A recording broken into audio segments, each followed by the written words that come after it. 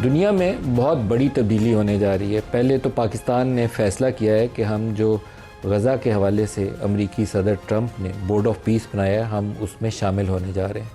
वो कल सुबह 10:30 बजे उसका इजलास है। उसका चार्टर क्या होगा, क्या उसकी ज़िम्मेदारियाँ होंगी, ये बहुत ही सिग्निफिकेंट डेवलपमेंट है इस पूरे इलाके के हवाले से। हमारी उसमें पोजीशन क्या होगी और इस खित्ते की सियासत में जो आने वाले दिनों में तब्दीलियाँ आनी है उसमें हमारा रोल क्या होगा। ये एक सेपरेट पूरा इशू है बोर्ड ऑफ पीस वाला। और लेकिन इसके साथ ही दूसरा जो इन कमिंग मंथ्स या most likely in coming few months international security force भी बननी है। उसके अंदर भी जो जिन 8 मुस्लिम ममालिक ने ट्रंप के साथ बैठ के इजलास में शिरकत की थी, उसमें पाकिस्तान, इंडोनेशिया और टर्की, इन तीनों से एक्सपेक्टेशन है अमरीकी सदर की कि हम उसमें अपनी फोर्सेस की कंट्रीब्यूशन भी करेंगे। उसके ऊपर हम क्या पोजीशन लेंगे, बोर्ड ऑफ पीस में शामिल होना क्या हमारे मुफाद में है और कितना पाकिस्तान के मुफादात का तहफ़्फ़ुज़ होगा। हम सऊदी अरब से एक डिफेंस पैक्ट भी साइन कर चुके हैं, तो हम एक स्टेक होल्डर की हैसियत से इस इलाके में जा रहे हैं। पाकिस्तान का रोल क्या होगा, बहुत इंपॉर्टेंट है ये सवाल। आज के प्रोग्राम में इसका जवाब देने की कोशिश करेंगे।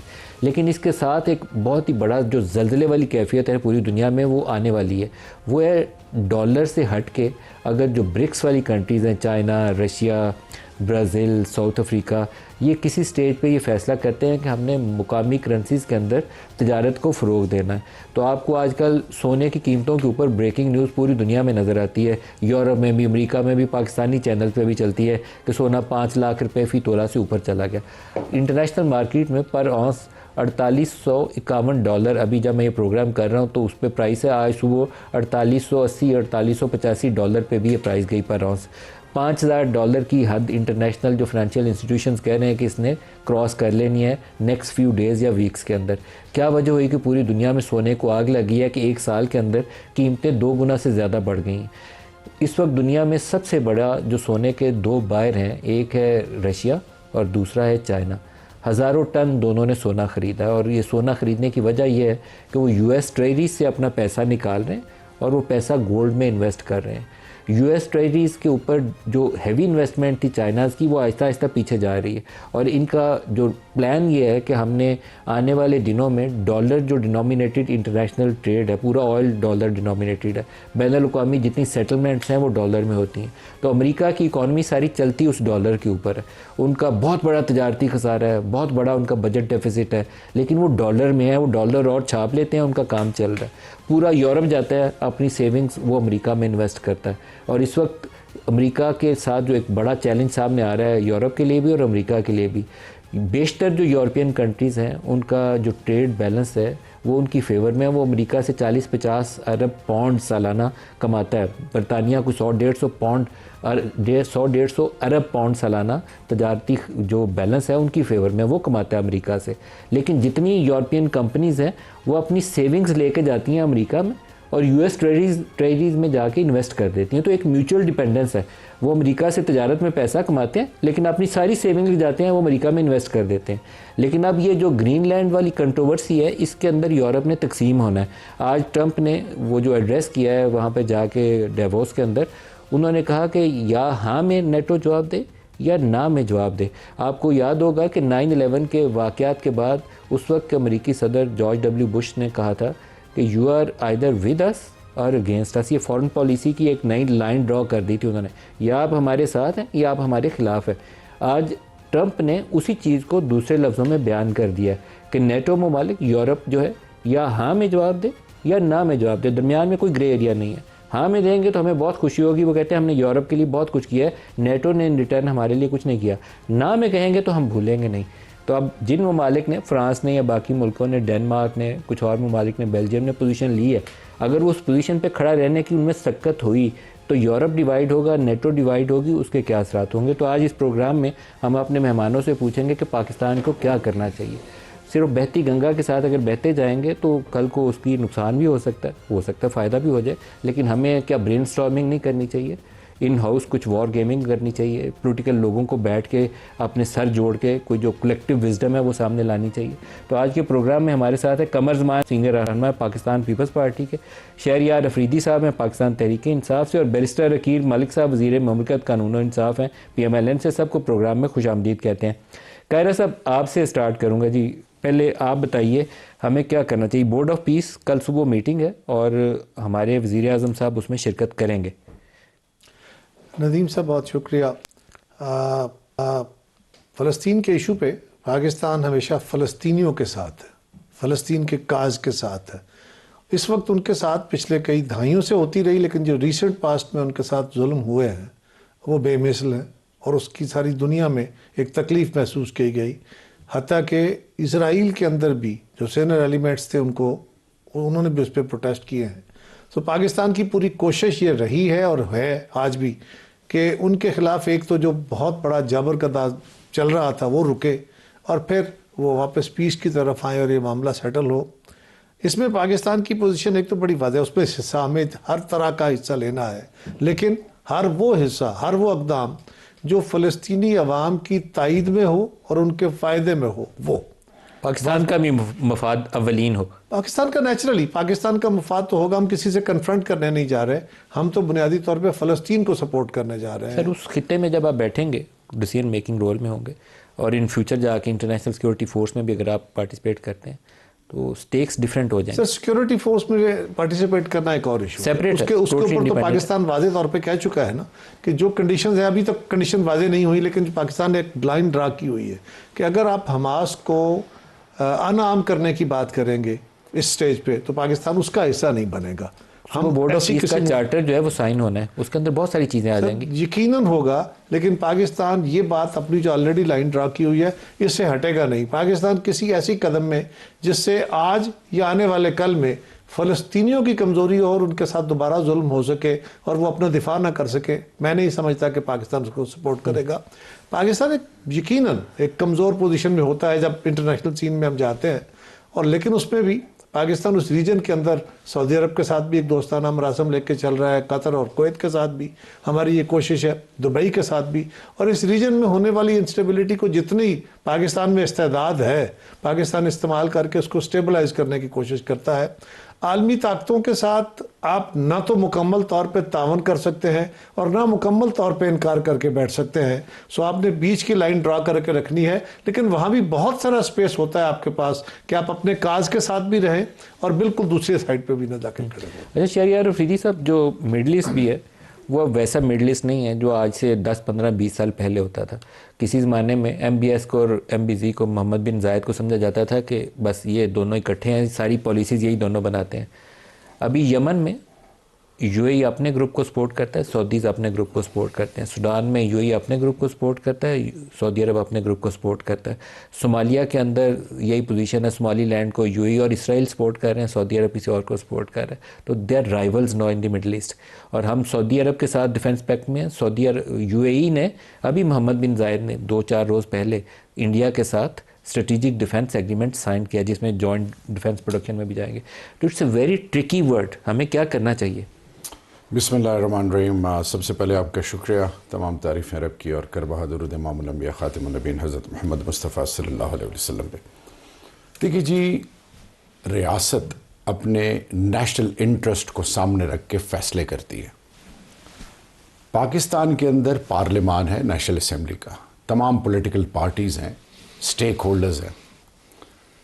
हमें इससे पहले कि हम अपने घर के अंदर तमाम स्टेक होल्डर्स की बात करें तो सीटों सेंटों से लेकर अब तक हमने हर जगह हर किस्म की कुर्बानी दी।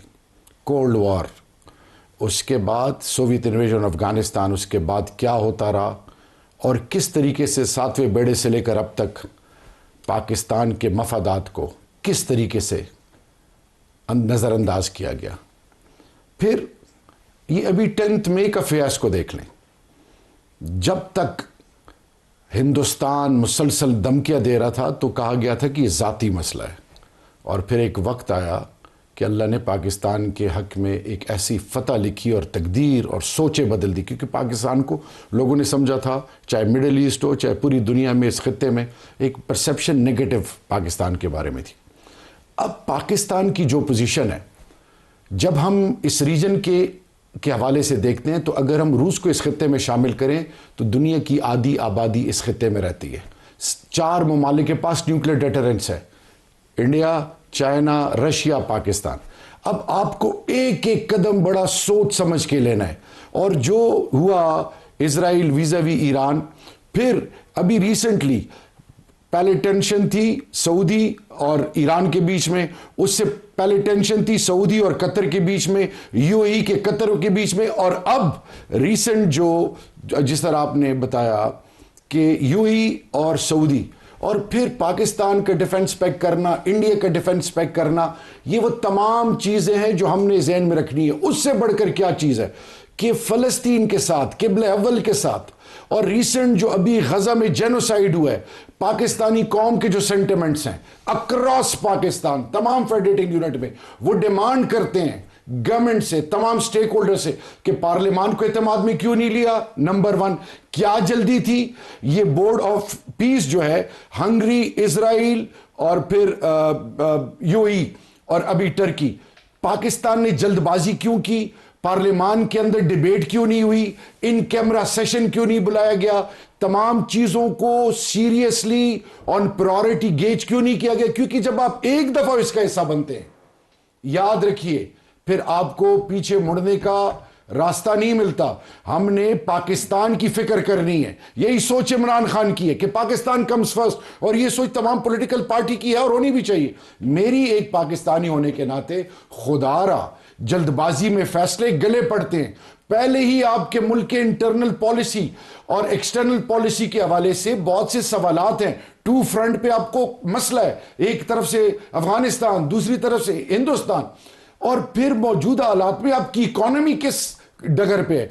आपके साथ बड़े वादे हुए थे, बहुत बातें हुई थी, उन सब चीजों को अगर साइड पे रख के हम पाकिस्तान की सालमियत की बात करें, it is the demand of every Pakistani. हर बाशऊर पाकिस्तानी एक चीज चाहता है कि जब भी आपने कोई चीज किसी भी हवाले से पाकिस्तान के पॉइंट ऑफ व्यू से आपने डिसाइड करनी है या फैसला करना है, आप एतमाद में क्यों नहीं लेते? ये कौन सी जल्दबाजी है? और ये जल्दबाजियां बास टाइम अल्लाह ना करे मेरे मुंह में खाक की गले पड़ती हैं, अल्लाह वो दिन हमें ना दिखाए।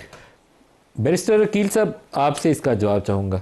इसके ऊपर पार्लियामान में नेशनल सिक्योरिटी कमेटी का इजलास बुला के उसमें पार्लियामेंट्री लीडर्स को बुला के उसमें बड़ी अच्छी खासी बहस हो सकती थी। इन कैमरा भी डिस्कशन आप कर सकते थे, पार्लियामेंट्री लीडर्स को इन कॉन्फिडेंस ले लेते, हम लोगों से दूर रख लेते, हमें कम इतला मिलती, लेकिन डिस्कशन ओपन और कैंडिड होनी चाहिए थी। बिस्मिल्लाहिर्रहमानिर्रहीम, बहुत बहुत शुक्रिया। मलिक साहब, बात यह है कि क्या मिस्र ने, क्या तुर्की ने, क्या यूएई ने अपने पार्लियामान के सामने मामला रखा? जियोपॉलिटिकल फॉल्ट लाइंस इस तरह की हैं, और जो सिचुएशन है geopolitical on the global stage, आप मेरे से बेहतर समझते हैं, और आप खुद देख रहे हैं किस तरह एक इवॉल्व हो रही है तमाम तर सिचुएशन। और फिर ये कह देना कि इसके ऊपर सैर हासिल गुफ्तगू होनी चाहिए, इस पर बहस होनी चाहिए।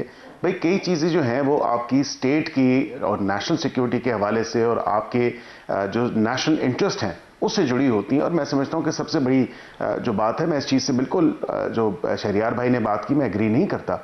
वजह यह है कि क्या पाकिस्तान ने कोई, अल्लाह माफ़ करे, कोई गलत इक़दाम किया है? बिल्कुल भी नहीं।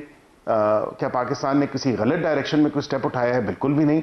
पाकिस्तान ने अपना जो प्रिंसिपल स्टांस है उसी को रीअफर्म किया है। क्या पाकिस्तान ने ये नहीं कहा कि यूएन की सिक्योरिटी काउंसिल की रेजोल्यूशंस के मुताबिक जो है फ़लस्तीन, मसला फ़लस्तीन के ऊपर जो है उसका हल होना चाहिए, विद अल-कुद्स शरीफ एज इट्स कैपिटल, उसका दारुल हुकूमत जो है वो अल-कुद्स शरीफ होना चाहिए।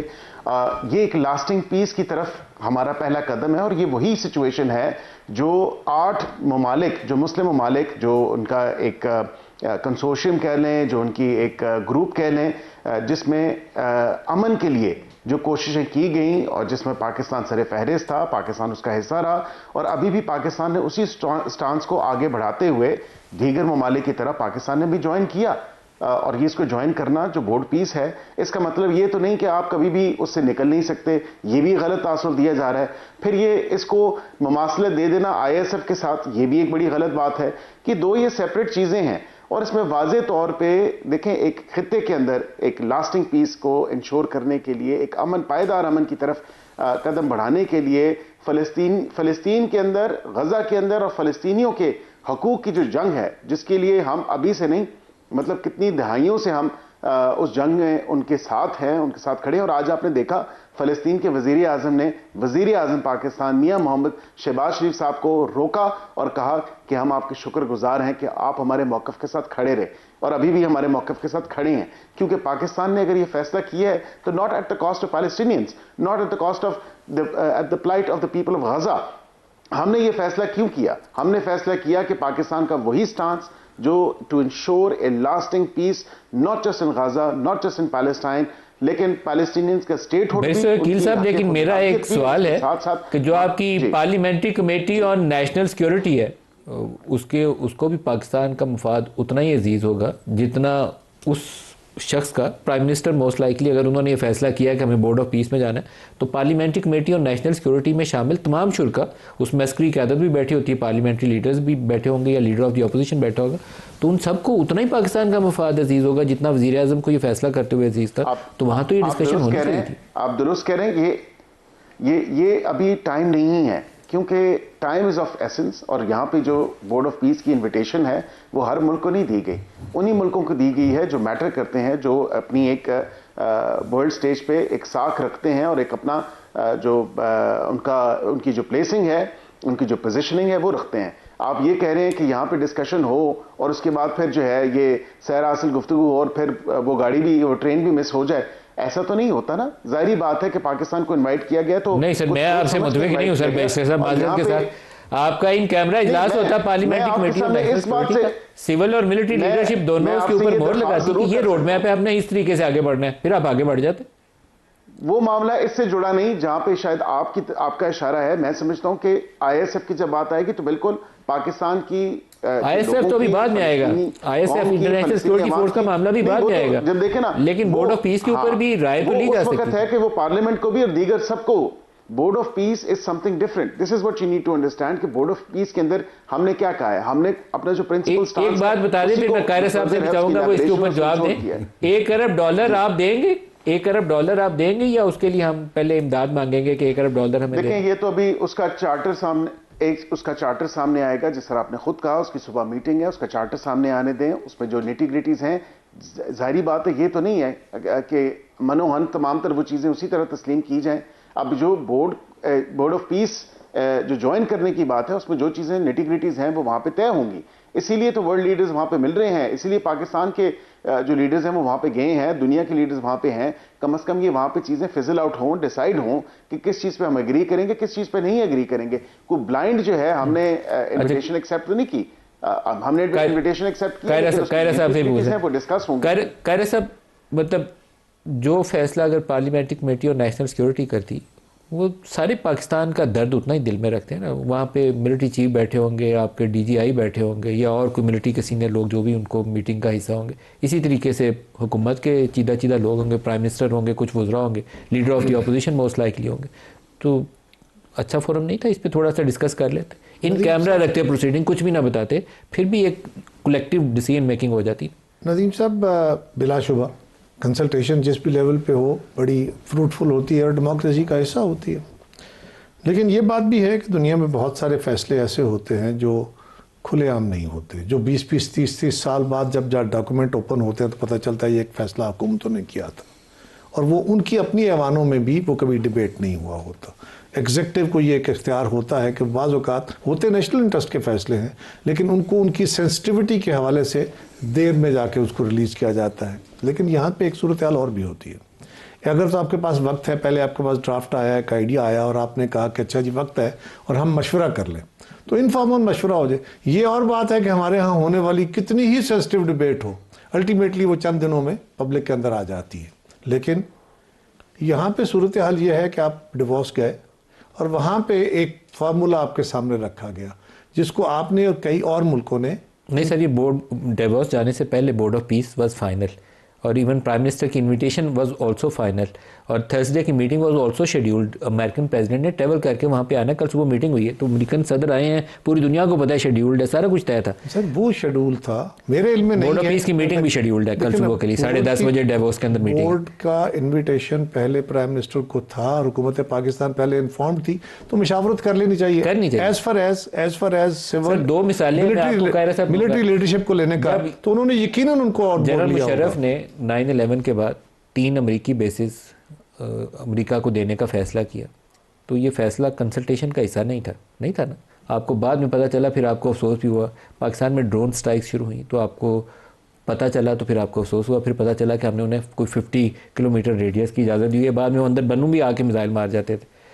इसी तरीके से उस वक्त एक बात खुली कि 92 में शायद उस वक्त की हुकूमत ने, पोलिटिकल गवर्नमेंट नवाज शरीफ की ने, कोई बेस थी, शहबाज बेस थी कि कौन सी, वो यूएई को हमने कोई दे दिया हुआ था कि आप अपने इस्तेमाल में लें। उन्होंने आगे अमरीकियों को दे दी कि आप भी इस्तेमाल कर लें। तो ये फैसले अगर आप कलेक्टिव डिसीजन मेकिंग से करेंगे तो कभी ऐसे फैसले नहीं कोई करेंगे। शक नहीं है। मैं तो ये कह रहा हूँ कि बिल्कुल होने चाहिए, लेकिन अगर क्विकली होते हैं तो बाज़ औक़ात ये होता है कि आप बाद में आके उन लीडरशिप को आप एतमाद में ज़रूर लेते हैं। लेकिन एक चीज़ ज़रूर ज़हन में रखिए, मिलिट्री लीडरशिप के साथ यकीनन गवर्नमेंट ने अपने फॉरेन मिनिस्टर के साथ, बाकी लोगों के साथ शेयर किया होगा। बाकी जमातों की क़यादत को भी, अगर इसकी सेंसिटिविटी वो है कि पाकिस्तान की बराह रास्त इसमें मदाखलत है और इससे पाकिस्तान के स्टेक्स जुड़े हैं, तो मेरा ख्याल है कि वज़ीर आज़म वापस आके यकीनन जमातों की क़यादत से मुशावरत करेंगे। लेकिन मेरे ज़ाती ख्याल ये है कि ये फ्रेमवर्क बनाएगा ये बोर्ड, और अगला मरहला है वहाँ पे पीस कायम करना, पीस फोर्स नाफज करना, और किस तरह उसके ऊपर पाकिस्तान का मौक़िफ़ वाज़ेह है। That is more danger. International security force वो लहदा से होनी है, वो अभी इसका हिस्सा नहीं है, लेकिन ये चार्टर बहुत सारी चीज़ें तय कर देगा। शहरयार साहब, जो रूल बेस्ड एक दुनिया का मॉडल था ना, वो सेकेंड वर्ल्ड वॉर के बाद शुरू हुआ, वो काफ़ी हद तक ट्रंप उसको तबाह कर चुके हैं। जो बाकी भी बचेगा उसको भी इंशाल्लाह चंद हफ्तों में तबाह कर देंगे। इसी तरीके से वर्ल्ड ट्रेड ऑर्गेनाइजेशन का एक मॉडल बना था जिसमें टैरिफ्स को एलिमिनेट किया गया। तो 60-60, 70-70% टैरिफ हुआ करते थे, उनको ख़त्म किया गया। दुनिया ने उससे तरक्की की, बहुत तिजारत बढ़ी, ग्लोबल विलेज दुनिया बन गई।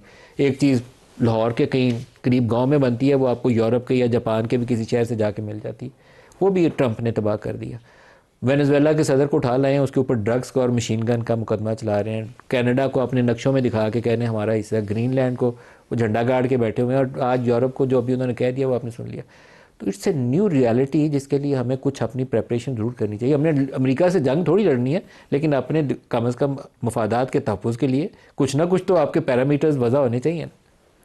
देखिए जी, it's an old wine in a new bottle. ठीक है जी, पुरानी सोच है और पुरानी सोच डीप रूटेड होती है। क्या सोच है?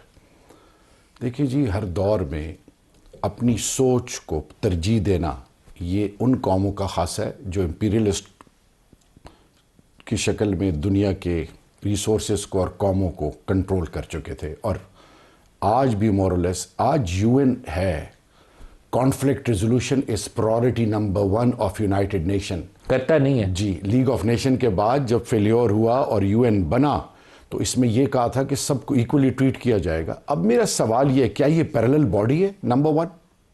नंबर 2, हमारा iron friend, time tested friend, मशावरत सुन्नत है अंबिया कराम की, इमामुल अंबिया की।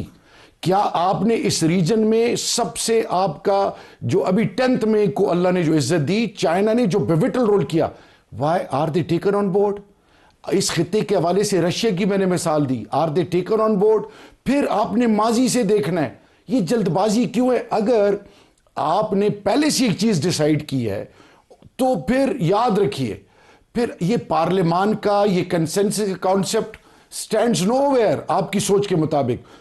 मैं ज्यादा डिटेल में नहीं जाना चाहूंगा। कोई भी बाशऊर शख्स, चाहे किसी सोच का क्यों ना हो, पाकिस्तान का, वो कहेगा कि पाकिस्तान के मफादात पहले हैं। दूसरी चीज, आपने सऊदी को ऑन बोर्ड लिया, आपने यूएई से बात की। ऐसी कौन सी जल्दबाजी है कि जिसमें आप हैपहैजर्ड तरीके से जा रहे हैं? ये पाकिस्तान पीपल्स पार्टी इनके कोalition पार्टनर हैं। कमर जमान कायरा साहब एक सीजन पॉलिटिशियन है, ये इंफॉर्मेशन और पीपल्स पार्टी की बेसलाइन है। बाद चीजों में I can bet on it, इनको भी इतमाद में नहीं लिया होगा। फिर आप इन कैमरा मीटिंग भी नहीं कराते, ओके। तो फिर आपके जो की कोalition पार्टनर्स हैं, क्या आपने उनको ऑन बोर्ड लिया? अब रही बात ट्रंप क्या सोचता है, दुनिया क्या सोचती है, हमें उस पर नहीं जाना। पाकिस्तान की आवाम क्या सोचती है, पाकिस्तान के ओपिनियन लीडर की स्टेक होल्डर्स क्या सोचते हैं। हम अफवाज पाकिस्तान और पूरी कौम हम एक पेश पे हमेशा पाकिस्तान के साथ हैं और रहेंगे। हम किसी चीज के बारे में अपना ओपिनियन नहीं देना चाहते अनटिल अनलेस कि वो तमाम कंसेंसस से, मशावरत से एक फैसला लिया जाए और उसके बाद आगे जाया जाए। आखिरी बात देखिए जी, अभी ईरान के अंदर, उससे पहले पाकिस्तान, और पाकिस्तान के अंदर जो रिजीम चेंज हुआ, हम अभी भी हमें एहसास नहीं है कि हम इस घर को ठीक करने में फूक फूक के कदम ले। आप डिपेंडेंट है अभी, फिर हम IMF के लिए जाने लगे, और फिर आपको वो जो आपके जो टाइम टेस्टेड फ्रेंड्स हैं उनकी जरूरत है। हम इस जल्दबाजी में अपने बुनियादी दोस्त ना खो दें।